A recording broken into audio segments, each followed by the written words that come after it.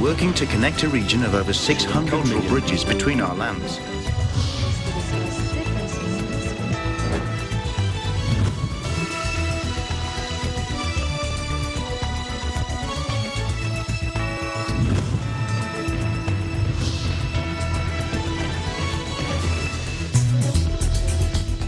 Hello, Malma Angeles. We're moving to the next stage of the pandemic, and as the world resets to the new normal, we find ourselves seeking the right balance between health and livelihood, constantly adjusting the boundaries between liberty and responsibility. Welcome to ASEAN in Focus. First, two enormous explosions devastated Beirut's port on Tuesday, leaving at least 80 people dead and thousands injured, shaking distant buildings and spreading panic and chaos across the Lebanese capital. The second blast sent an enormous orange fireball into the sky, immediately followed by a tornado-like shockwave that flattened the port and swept the city, shattering windows kilometers away. Take a look.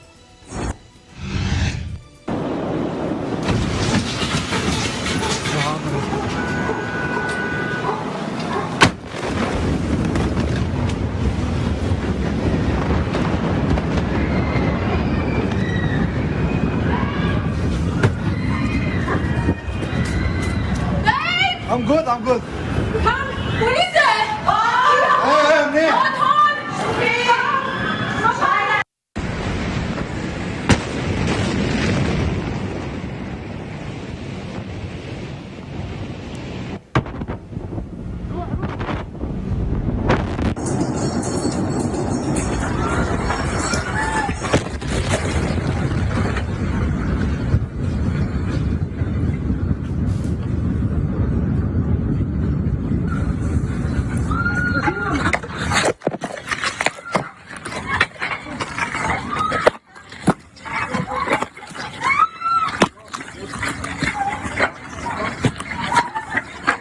Nakakatakot dito sa Lebanon, may sumabog na malakas. Natatakot kami.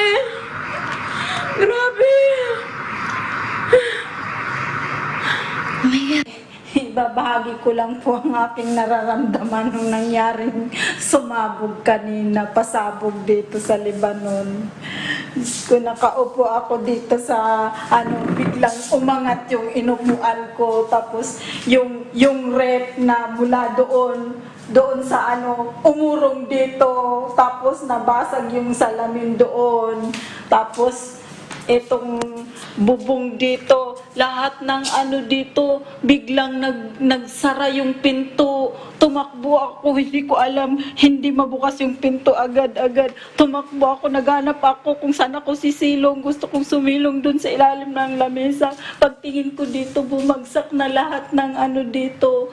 Ayan, yung bubong. Nakakatakot pala ng ganitong buhay. Ay, nako. Diyos ko po, hindi ko alam. Tapos gusto ko nang magtago dito sa ilalim ng lamesa. Dyan. Hindi ko na alam kung anong gagawin ko kasi ang lakas ng sabog po talaga. Ay naku, tignan mo yung bubong namin, nalagas na yan lahat. Niligpit na lang, pinaligpit ng amo ko. Papalitan na lang daw niya bukas. Ang hirap ng buhay ng OFW. Hindi mo malaman kung anong mangyaring, sana naman wag nang maulit. Now, the DFA also said that 2 Filipinos were killed in these explosions, citing latest reports from the Philippine Embassy in Beirut. The DFA also said that 6 other Filipinos have been injured.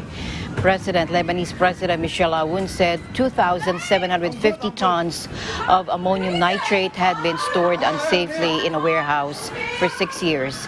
And General Security Chief Abbas Ibrahim earlier said the highly explosive material had been confiscated years earlier and stored in that warehouse, just minutes walk away from Beirut shopping and nightlife districts. The blasts were so massive, as you can see here, they shook the entire city and could be heard throughout the small country and as far away as Nicosia in the eastern Mediterranean island of Cyprus 240 kilometers away. Now, hospitals already struggling with the country's coronavirus outbreak were overwhelmed by the influx of wounded people, and the country's Red Cross called for urgent blood donations. The explosion comes at a sensitive time for Lebanon, with an economic crisis reigniting old divisions as the country struggles with the coronavirus crisis.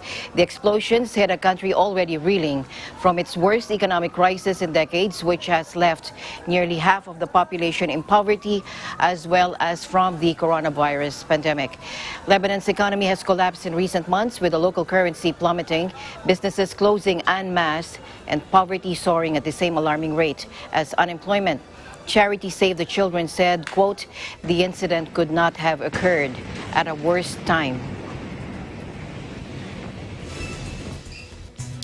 And Lebanon's Prime Minister vows that whoever was responsible for these two massive blasts in Beirut port that killed dozens of people and injured thousands will now be held accountable. Let's listen in.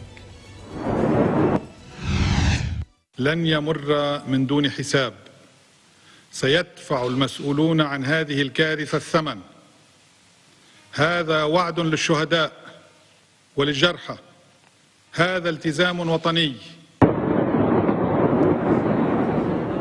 Ammonium nitrate, which Lebanese authorities have said was the cause of the Beirut blast, is an odorless crystalline substance commonly used as a fertilizer that has been the cause of numerous industrial explosions over the decades. And these include notably at a Texas fertilizer plant back in 2013 that killed 15 and was ruled deliberate, and another at a chemical plant in Toulouse, France in 2001 that killed 31 people but was accidental. When combined with fuel oils, ammonium nitrate creates a potent explosive widely used by the construction industry, but also by insurgent groups like the Taliban for improvised explosives. It was also a component in the bomb behind the 1995 Oklahoma City attack. In agriculture, ammonium nitrate fertilizer is applied in granule form and quickly dissolves under moisture, allowing nitrogen, which is key to plant growth, to be released into the soil. Lebanese Prime Minister Hassan Diab said 2,750 metric tons of ammonium nitrate that had been stored for years in a Beirut portside warehouse had blown up, killing dozens of people, causing unprecedented damage to the capital. All right, to Vietnam now, where the Deputy Prime Minister has said that COVID-19 outbreaks in the city of Da Nang and Quang Nam is now brought under control. And more updates from Charlene Navaja joining us live from Vietnam. Hello, Charlene. Good afternoon, Alma. Good afternoon. So here's the latest in Vietnam.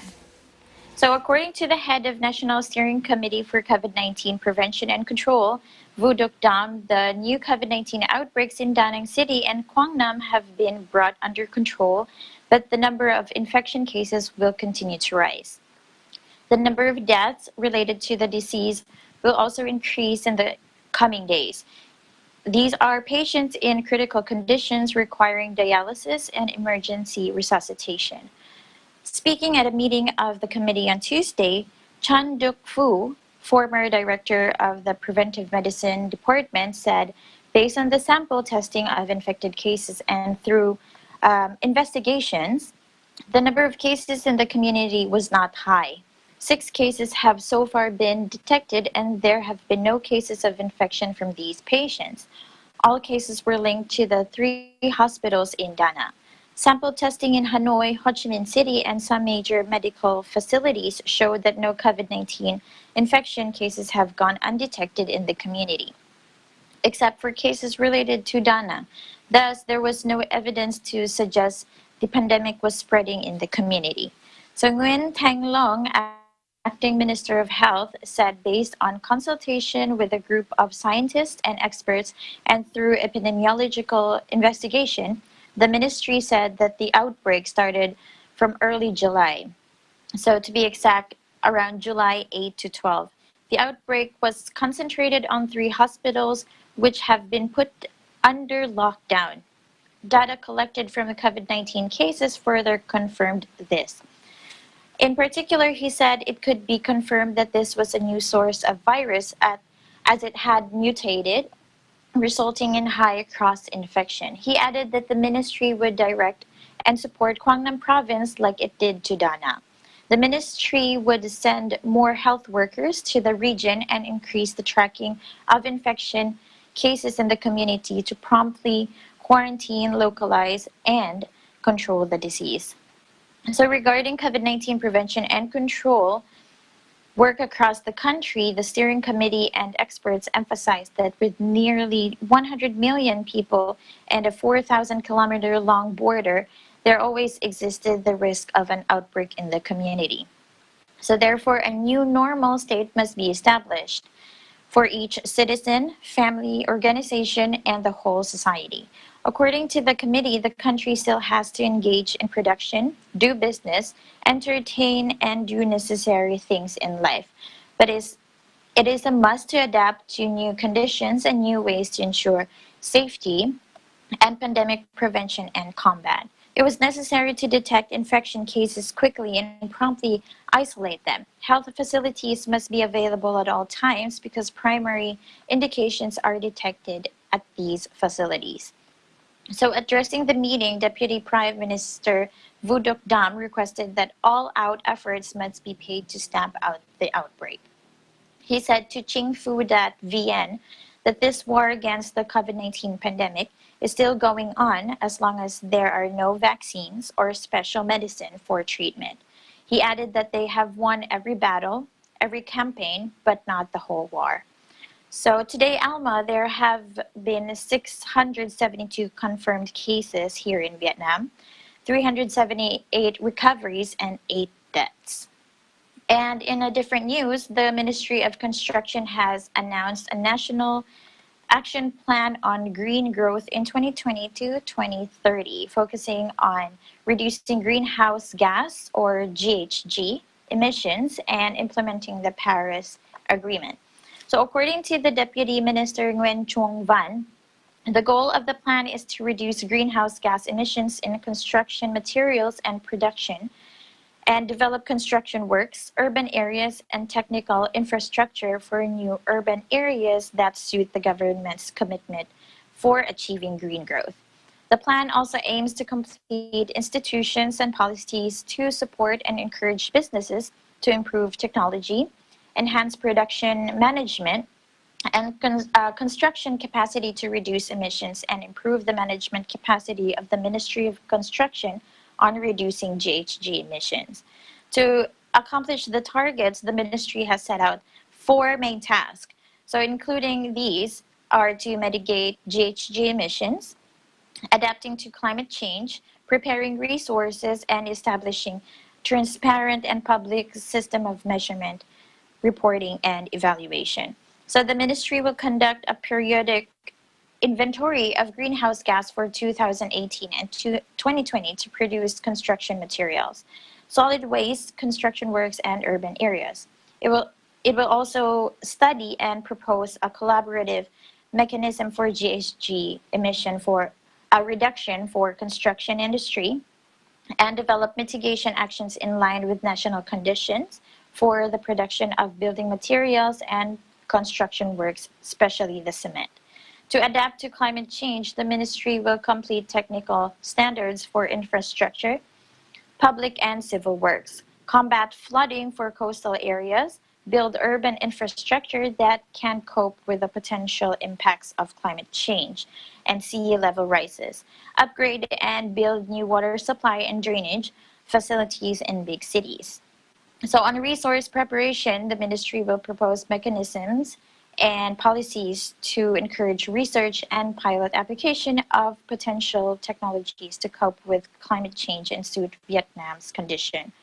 And the Ministry of Construction will also focus on building a technology transfer monitoring system and strengthening the construction industry's capacity. So strengthening the international negotiations to develop guidelines for the implementation of the Paris Agreement and mobilizing international resources to support the construction sector's climate change response. And in addition, to ensure production requirements, the ministry has appointed the Institute of Building Materials and International Certification Joint Stock Company to conduct testing and certifying the quality of products and construction materials such as cement, additives, and concrete. Back to you, Alma. All right. Thank you very much, Shirley, for your updates there in Vietnam. Stay safe, stay healthy. You too, Alma. So, praying for Beirut and the world, this has been Charlie Navaja reporting live from Hanoi, Vietnam. We live in interesting times. Thank you, Shirley. Now, returnees who refuse to pay for quarantine charges will be sent to ALS. Can you tell us all about that? Gail Aldos joining us live from our EBC Kuala Lumpur, Malaysia Bureau. Hello, Gail. The returnees will be given 14 days to settle the charges of 150 ringgit per day. If they fail to do so, they can be slapped with 1,000 ringgit compounds and court action. Ismail Sabri said the quarantine charges at hotels or at public training institutes are of the same amount. Meanwhile, he said students from the B40 families could seek exemption from paying quarantine costs by informing the Secretariat on duty upon arrival at the Kuala Lumpur International Airport. He also said the Secretariat would check with the Inland Revenue Board database, and the eligible students would be given an approval letter that needs to be submitted to the hotel when registering for a room. For students who have graduated, only those who are under sponsorship do not need to pay quarantine charges because the costs are borne by the sponsors, he added. From July 24 until yesterday,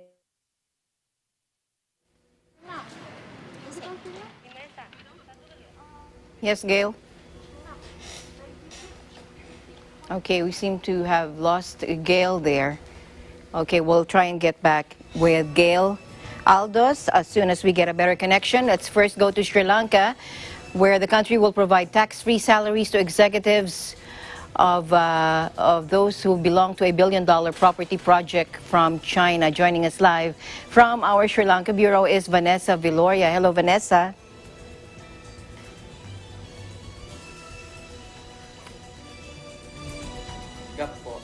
All right, we'll try and get back with our EBC bureaus after this short break.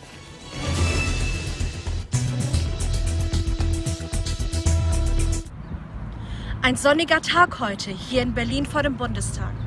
Ich bin Irene Juliet Arzadon und möchte diese Gelegenheit nutzen, um ein paar Worte mit euch zu teilen. An alle Menschen da draußen. In dieser Zeit lasst uns nicht vergessen, den Menschen zu danken, die ihr Leben für uns opfern. Sei es die Menschen, die im Krankenhaus arbeiten, in den Altenheimen sowie in den Arztpraxen, aber auch an die Menschen, die im Lebensmittelhandel sich befinden. Die Kassierer. Manchmal reicht es aus, um ihnen ein freundliches Lächeln zu geben. Denn die Menschen, die heute am Arbeiten sind, weil sie nicht so wie einige von uns zu Hause bleiben können, die sollten wir wertschätzen. Ihnen sollten wir unseren Dank ausrichten. Darum lasst uns noch mehr zusammenhalten, sie wertschätzen.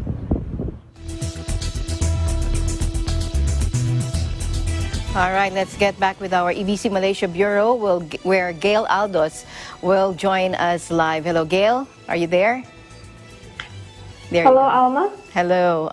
Okay, loud and clear. I can hear you now. Go ahead with your report, Gail. Yeah, here is the latest news. Those who return home from overseas and refuse to pay quarantine charges or sign the letter of understanding will be sent to the Public Training Institutes, or ILA, said Senior Minister Datuk Seri Ismail Sabri Yaakob. He said these institutes belong to the government, therefore the returnees could be placed there without having to pay a deposit. He said in a statement yesterday, at the institutes, the returnees will be given 14 days to settle the charges of 150 ringgit per day. If they fail to do so, they can be slapped with 1,000 ringgit compound and court action. Ismail Sabri said the quarantine charges at hotels or at the public training institutes are of the same amount. Meanwhile, he said students from the B40 families could seek exemption from paying quarantine costs by informing the Secretariat on duty upon arrival at the Kuala Lumpur International Airport. Ismail Sabri said the Secretariat would check with the Inland Revenue Board database, and the eligible students would be given an approval letter that needs to be submitted to the hotel when registering for a room. For students who have graduated, only those who are under sponsorship do not need to pay quarantine charges because the costs are borne by the sponsors, he added.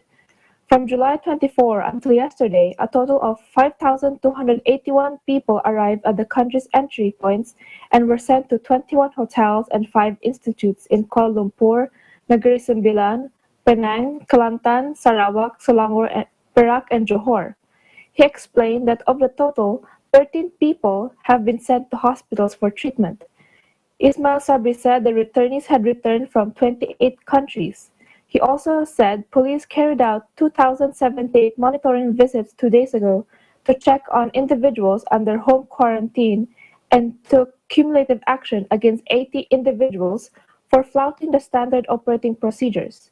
He also included that the Compliance Operations Task Force conducted 60,856 inspections 2 days ago to monitor and enforce compliance with the Recovery and Movement Control Order (SOP) and detained 104 people for flouting the RMCO. Of this number, 5 people were remanded, while 99 were issued compound fines. Police had also set up 64 roadblocks in Ops Benteng nationwide to check the entry of illegal immigrants, and 5 people were detained for immigration offenses. Back to you, Alma. All right. Thank you very much, Gail. Finally, you were able to make your report. Thank you very much, Gail, for your reports there. EBC Malaysia Bureau, thank you. Thank you, Alma. Reporting live from Kuala Lumpur, Malaysia, this is Gail Aldos. We live in interesting times. And let's get the latest update from Sri Lanka. Joining us live is Vanessa Viloria Silva. Vanessa. Hi, Alma. Good afternoon. Good afternoon. Go ahead. Yes, Alma. Here's the latest update here in Sri Lanka. Sri Lanka will give tax-free salaries to 30 executives employed in a billion-dollar property project from China, which will be a landmark in the reclamation that is expanding in the country.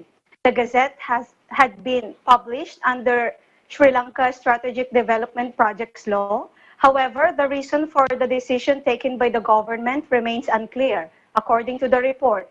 Analysts point out that even in most fast-growing countries in East Asia, foreigners who are allowed to come in with relative ease in the development pace had to pay taxes like everyone else. And for COVID-19 update, Alma, the number of COVID-19 cases in Sri Lanka has surged up to 2,834, with 6 new infections reported on Tuesday, August 4.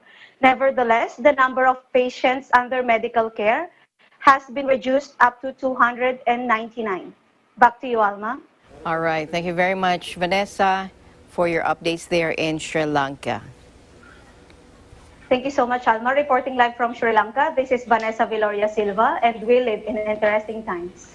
All right. From Sri Lanka, let's go back to Vietnam, where Chriselle Acuna is joining us live right now. Chriselle?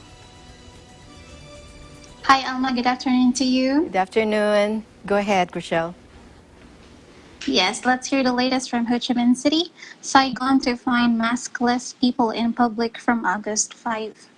Authorities in Ho Chi Minh City will start fining people who fail to wear a face mask in public from Wednesday in an effort to curb the COVID-19 epidemic, the city's chairman Win Tan Phong announced on Monday. The fine will be applied in accordance with a 2013 government decree on penalties for administrative violations in the medical sector. The Municipal Department of Information and Communications Deputy Director Tu Long further explained Fong's announcement to Toi Thre, or the youth newspaper, on Tuesday morning. Accordingly, the decree dictates that failure to practice personal protection measures as instructed by health authorities among those at risk of catching diseases shall carry a fine of between 100,000 Vietnam dong to 300,000, and that is around $4 to $13 penalty. Chairpeople of district-level administrations and the director of the Municipal Health Department will guide authorities, civil servants, public health officials, and relevant agencies in implementing the regulation. Ho Chi Minh City will ensure enough supply of face masks for all citizens. Nguyen Tien Nan, Secretary of Municipal Party Committee, said at a meeting of the city's steering committee for COVID-19 prevention and control on Monday afternoon. NAN warned that the risk of COVID-19 spreading remained high in the southern metropolis, with two potential sources being returnees from the current epicenter in Da Nang City and foreigners making an illegal entry. At least 20% of people in the city do not wear face masks in public. In March, 2 months after Vietnam was first hit by the pandemic, the government required that people wear face masks at crowded places like airports, bus stations, and supermarkets. However, people have become complacent due to the deceleration of the infection rates in Vietnam, with no community-based case reported for over 3 months between mid-April and July 24. The preventive measures have thus been loosely practiced, the committee said. Ho Chi Minh City has logged 8 COVID-19 cases since July 29, when Vietnam documented its first local infection after 99 days. Vietnam has closed its borders to foreigners since March to prevent coronavirus spread, but foreigners, experts, and skilled workers are still allowed to enter the country, subject to a government approval and mandatory quarantine. So far, that is the update from Ho Chi Minh City, Alma. Okay, so do you have to wear masks even inside the office or school, or is it just public spaces? Yes, we still have to wear face mask, Even inside? especially now in factories and inside offices. Okay, thank you very much. So don't forget to wear your mask. Thank you, Chriselle, and stay safe, stay healthy always.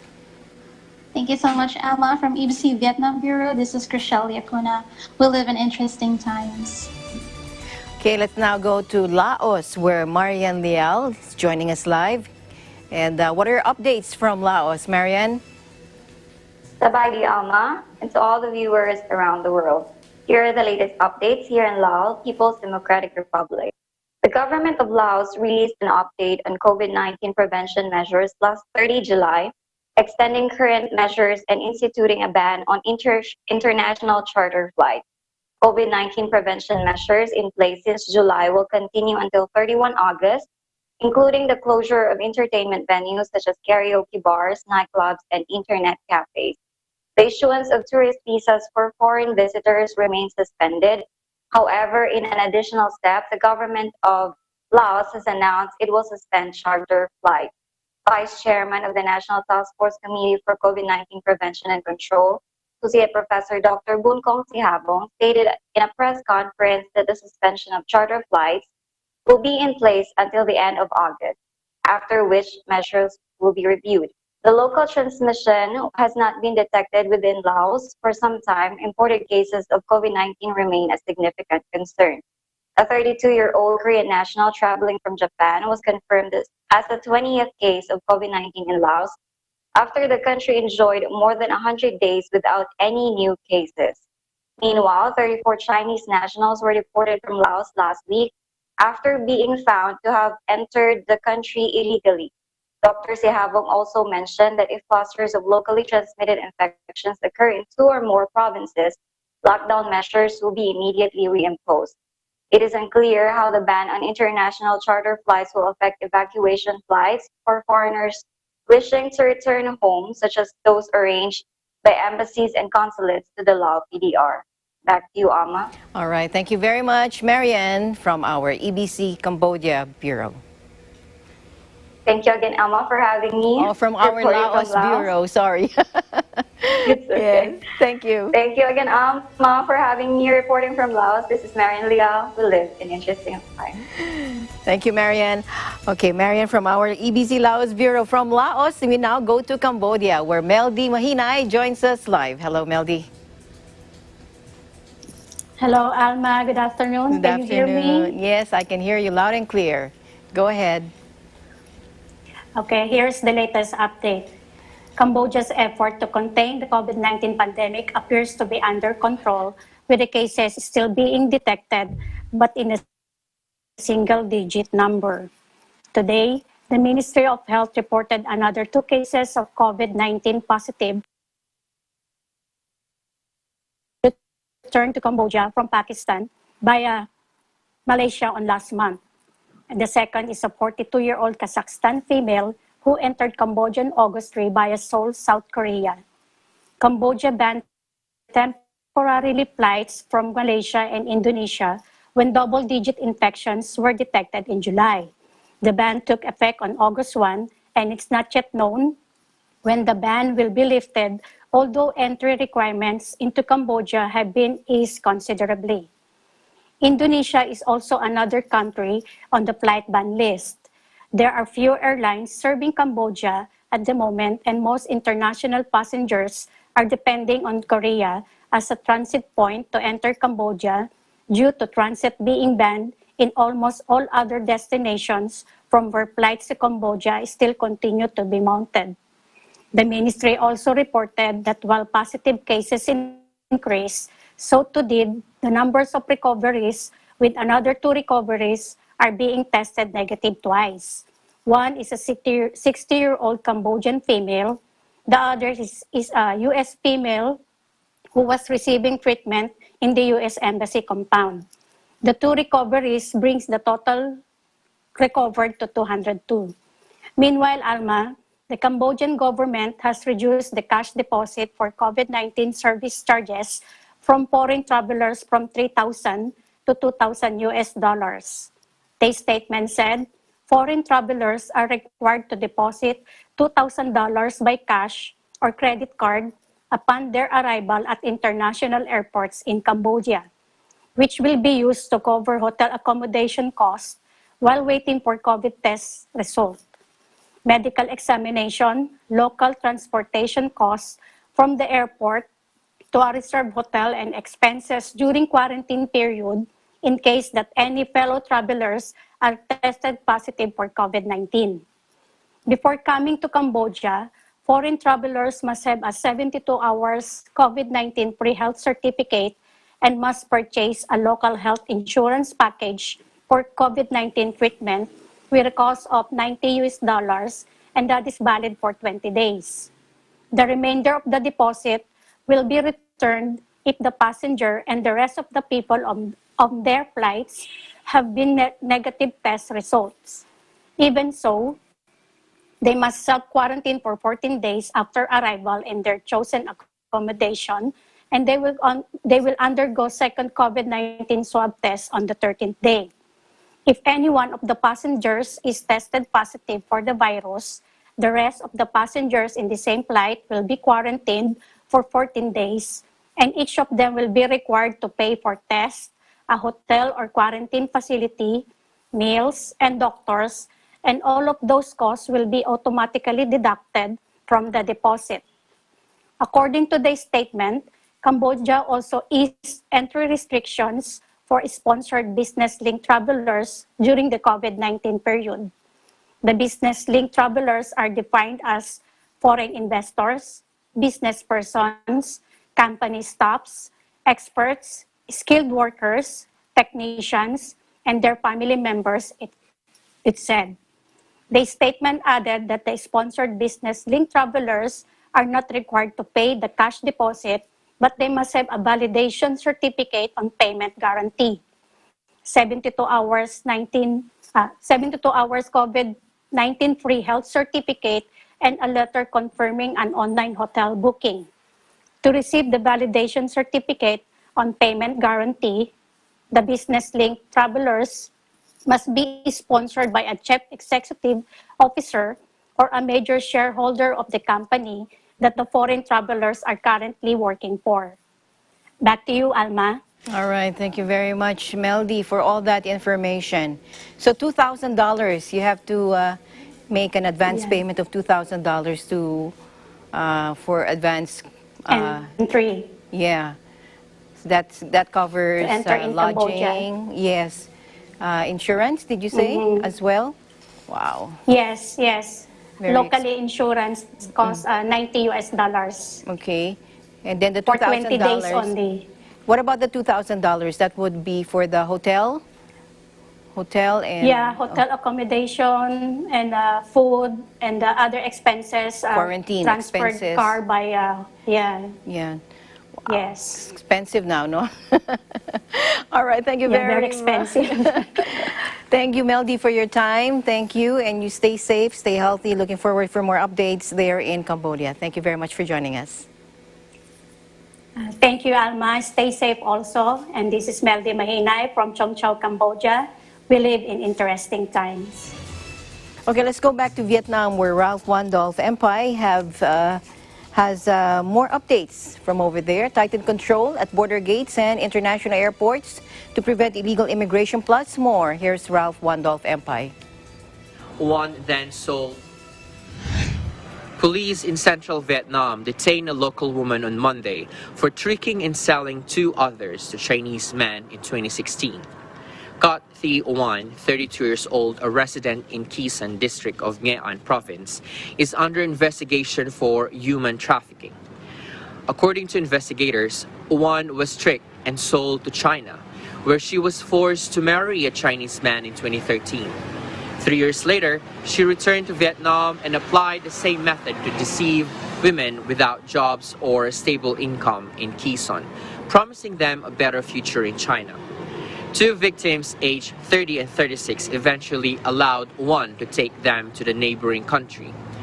One then sold both to Chinese middlemen for 370 million Vietnamese dong, or almost $16,000, giving each woman 15 million Vietnamese dong while pocketing the rest. The two were then forced into marriages with Chinese husbands. In late July, the two women escaped home and reported one to police. It remains unclear whether any children were born in the interim. In the first half of this year, Vietnam had uncovered 60 cases of human trafficking involving 90 victims. The country has recorded over 3,400 victims of human trafficking since 2013, over 90% women, children, and those from ethnic minority communities. Nguyen Xuan Lap, head of the Ministry's Department of Social Issues Prevention, said at a conference in November last year. Now, in other news, Chief of the Office of the Ministry of Public Security and spokesman, Major General To An Cho, said the ministry has tightened control at border gates and international airports to prevent illegal immigration. He was speaking at the regular government press conference in Hanoi on Monday. Shaw said since the beginning of this year, 504 Chinese nationals have been caught illegally entering Vietnam in 27 out of the 63 localities. Since June, local public security forces and border guards have uncovered 21 cases involving 177 illegal Chinese immigrants and launched criminal proceedings against 19 Vietnamese and several Chinese in 5 cases. He added the illegal entries were mostly made by Chinese nationals and Vietnamese working in neighboring countries without contracts.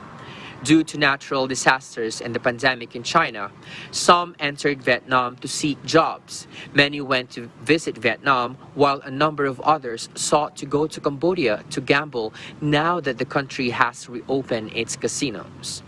Shaw said after the recent COVID-19 outbreak in the community, the ministry asked units and localities to seriously follow the Prime Minister's directives number 16 and number 19 and guideline documents on pandemic prevention and control, including the inspection of immigration at border gates and international airports, especially in localities with trails and open roads. The ministry also requested ensuring of absolute safety of quarantine areas. He also suggested issuing suitable policies for illegal Vietnamese immigrants, most of them illegal workers in China. This is Ralph Wandolph Empire bringing you the latest updates here in Vietnam. We live in interesting times. All right, now Philippine authorities have set up checkpoints, canceled domestic flights, and ordered millions of people to stay home again as it reimposed stricter quarantine restrictions in Manila and surrounding areas amid the rising spread of the coronavirus. Police have been checking IDs at multiple checkpoints, and the Manila airport is left nearly empty with, of course, some passengers left stranded. Let's take a look.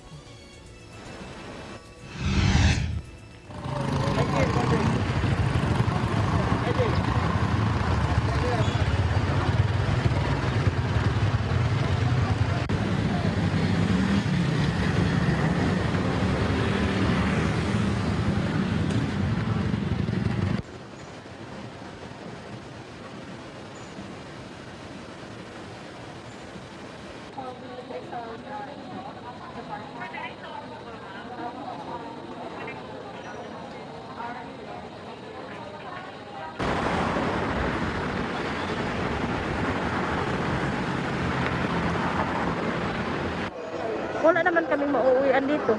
Anong gagawin namin dito sa airport? Wala din namin makain dito. Ngayon nga, wala pa kaming almusal eh. Yung mga bata, pinakain ng biskuit.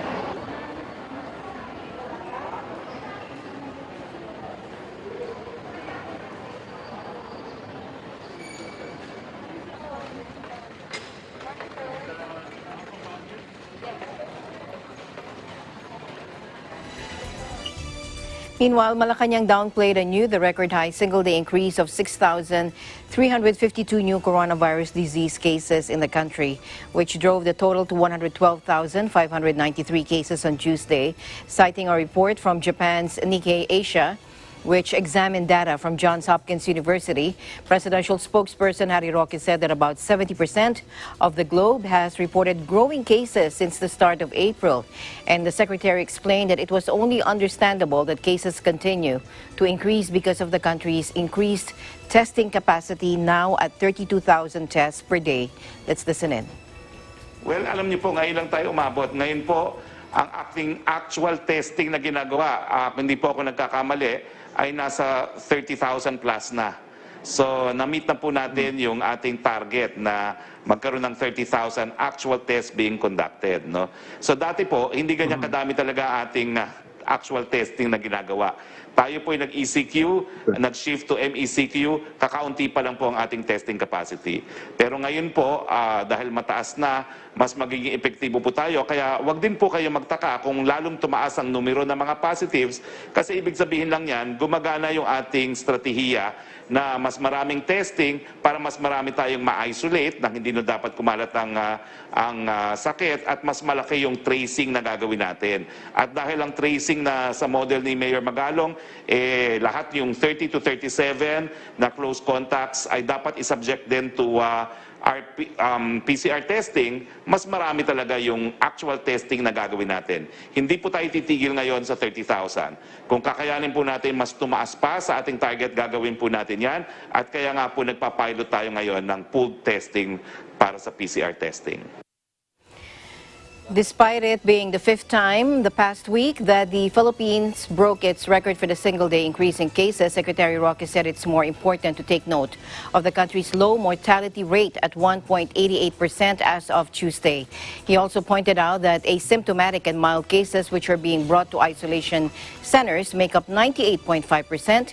And according to Roque, the public and private sectors are revitalizing their test, trace, isolation, and treat efforts to flatten the curve or slow down the rate of infection. About 300 Philippine Navy troops have been redeployed to man checkpoints in areas placed anew under modified enhanced community quarantine. Upon the enactment of MECQ, the Philippine Navy set out teams to aid other law enforcement agencies in ensuring an orderly and strict re-implementation of quarantine guidelines to stem the transmission of COVID-19, according to Navy Public Affairs Office Chief Lieutenant Commander Maria Cristina Rojas in a statement on Tuesday. Now, the Navy personnel are under the Joint Task Force, National Capital Region of the Armed Forces of the Philippines.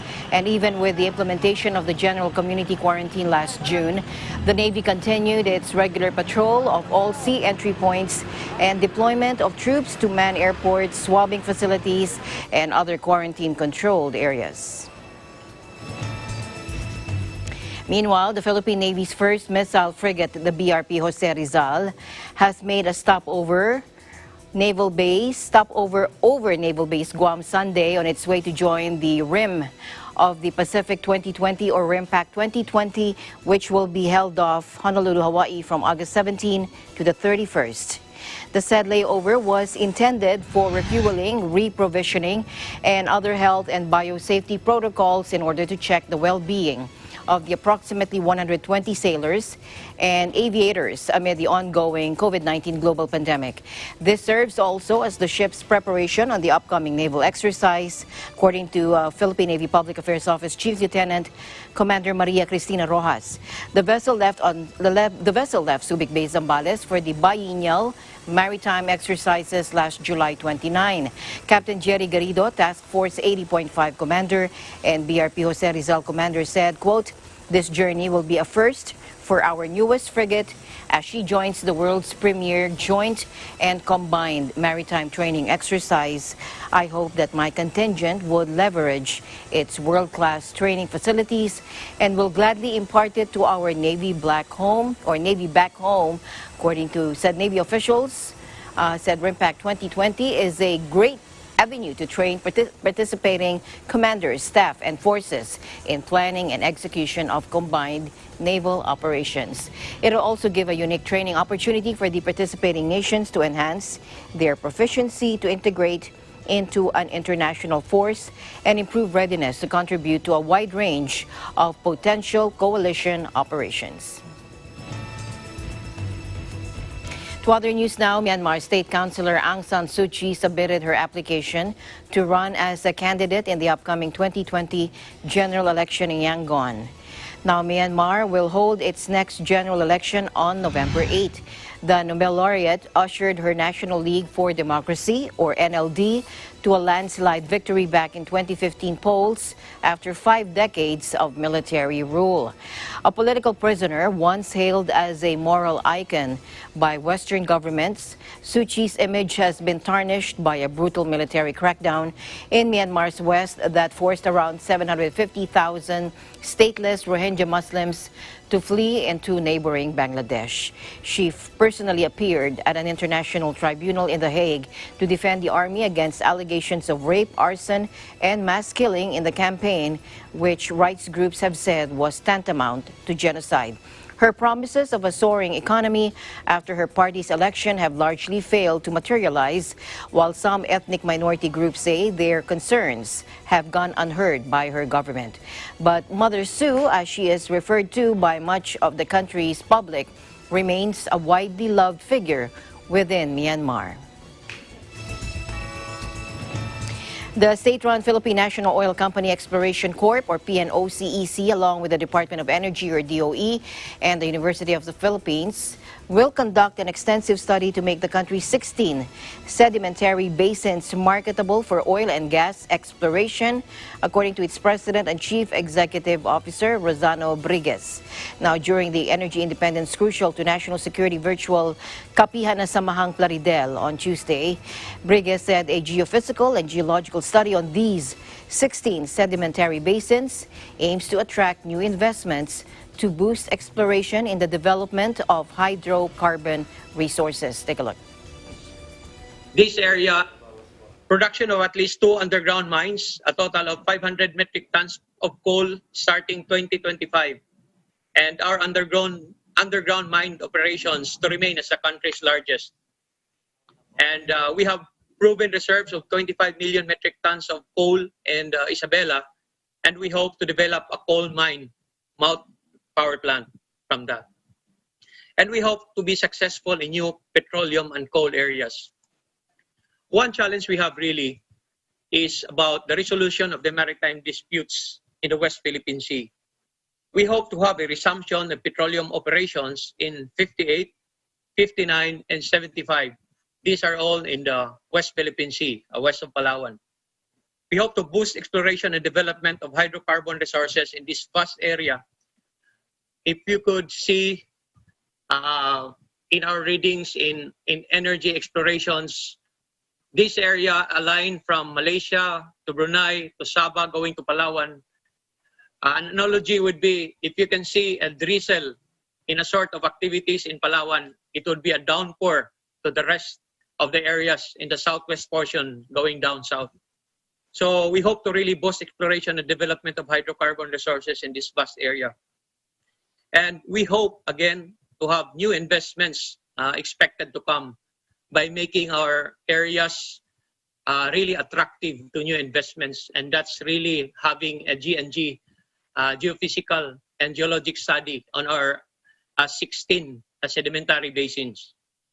And of that will result in lesser dependency on imported crude oil and petroleum products and increase in government income from PNOCEC's petroleum operations. So really, if I can sum up, Mirna, about what I've said for the past few minutes, we have actually two concerns.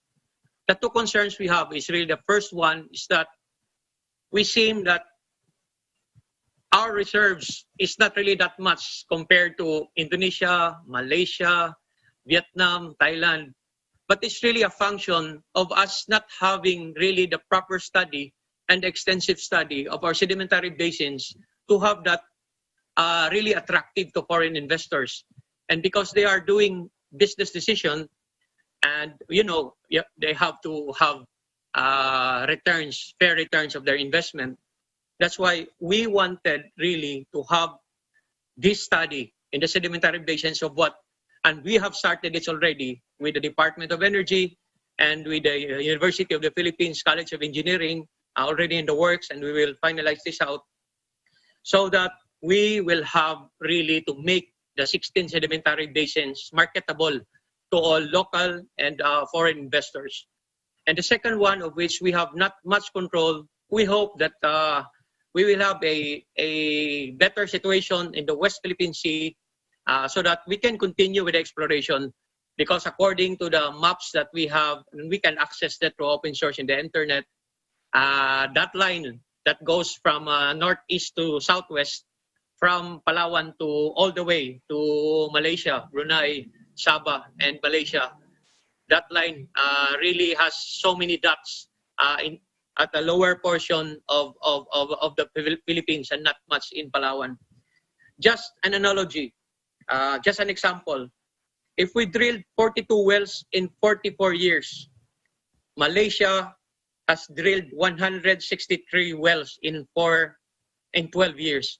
So that's about 13.5 wells a year.